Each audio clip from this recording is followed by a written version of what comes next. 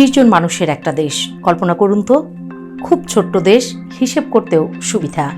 এই 20 জনের মধ্যে 7 জন সরকারি চাকুরে প্রজাতন্ত্রের লোক, আর বাকি 13 জন সাধারণ প্রজা, শ্রমিক, ক্ষুদ্র ব্যবসায়ী, বেসরকারি চাকুরিজীবী, দিন আনা দিন খাওয়া মানুষ।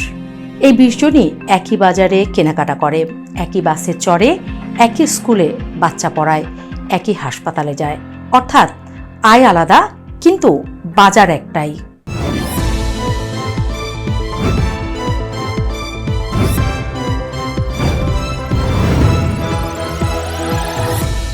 গত কয়েক বছর ধরেই এই দেশের গল্প খুবই পরিচিত। সরকারি কর্মকর্তা 7 জনের বেতন খুব একটা বাড়েনি, এটা সত্য, কিন্তু বাকি 13 জনের অবস্থা আরও করুণ, এটাও বাস্তব। মুদ্রাস্ফীতি, ব্যবসার মন্দা, বেকারত্ব, রাজনৈতিক অস্থিরতা সব মিলিয়ে প্রজাদের আয় বাড়েনি, বরং টিকে থাকাই কঠিন হয়ে গেছে। অনেকের আয় কমেছে, অনেকের কাজ গেছে, অনেকের সংসার ঋণে ডুবে গেছে। এই অবস্থায় ঘোষণা এলো সরকারি বেতন বাড়বে। খবরটা শুনতে ভালো, কাগজে কলমে খুবই মানবিক সিদ্ধান্ত, কিন্তু সমস্যা শুরু হয় এখানেই। ধরা যাক একজন সরকারি কর্মচারীর বেসিক ছিল 8,000 টাকা। নতুন পে স্কেলে তার হাতে এখন ভোগ সক্ষমতা প্রায় 20,000 টাকার সমান। সে বাজারে ঢুকবে আগের চেয়ে দ্বিগুণ শক্তি নিয়ে। বাসা ভাড়া বাড়লেও সমস্যা নেই, স্কুলের ফি বাড়লেও সমস্যা নেই, চিকিৎসা খরচ বাড়লেও সামলানো যাবে। কিন্তু প্রশ্ন হলো, বাকি 13 জন কি করবে?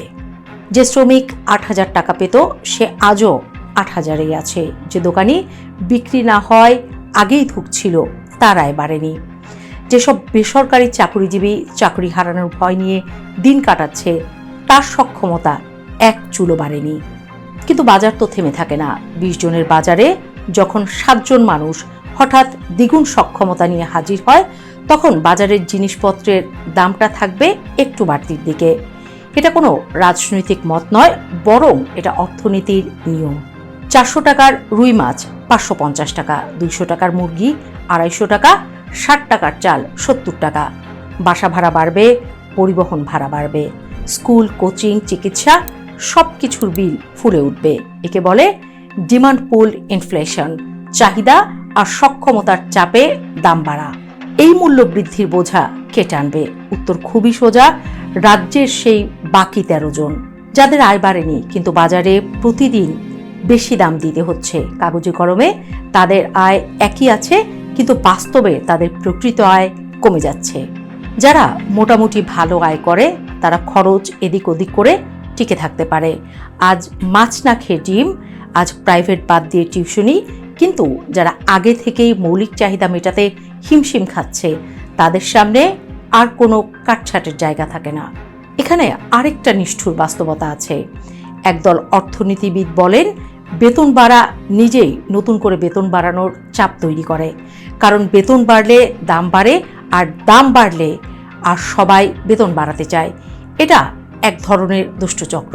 আর কস্ট পুশ ইনফ্লেশন বলে, বেতন বাড়লে প্রতিষ্ঠানের খরচ বাড়ে, উৎপাদনের খরচ বাড়ে, সেই বাড়তি খরচ শেষ পর্যন্ত বাজারেই গিয়ে পড়ে।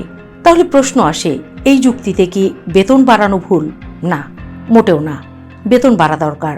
সরকারি কর্মচারীদের সম্মানজনক জীবনযাপন রাষ্ট্রের দায়িত্ব। কিন্তু সমস্যা বেতন বাড়ায় নয়, সমস্যা অসম ও অপরিকল্পিত বেতন বাড়ায়। অর্থনীতি বিশ্লেষকরা বলেন, বড় আকারের সরকারি বেতন বৃদ্ধির আগে 2টি প্রশ্নের উত্তর জানা দরকার। 1, এই বেতন বৃদ্ধির সঙ্গে সঙ্গে কি দেশের উৎপাদন সক্ষমতা বাড়ছে? 2, এতে কি সমাজের অন্য অংশের প্রকৃত আয় কমে যাবে? আজকের বাস্তবতায় উত্তর দুটোই অস্বস্তিকর। উৎপাদন বাড়েনি, শ্রমিকের আয় বাড়েনি, ক্ষুদ্র ব্যবসায়ীরা বাঁচার লড়াইয়ে আছে।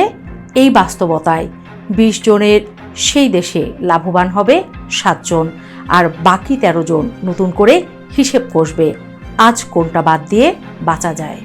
এটা কোনো শ্রেণী বিদ্বেষ নয়, এটা সরকারি চাকুরিদের বিরুদ্ধে অভিযোগও নয়। এটা কেবল একটা প্রশ্ন, একটা দেশের অর্থনীতি কি এমন হওয়া উচিত যেখানে 7 জনের স্বস্তি 13 জনের কষ্ট বাড়িয়ে দেয়? এই প্রশ্নটাই আজ সবচেয়ে অস্বস্তিকর।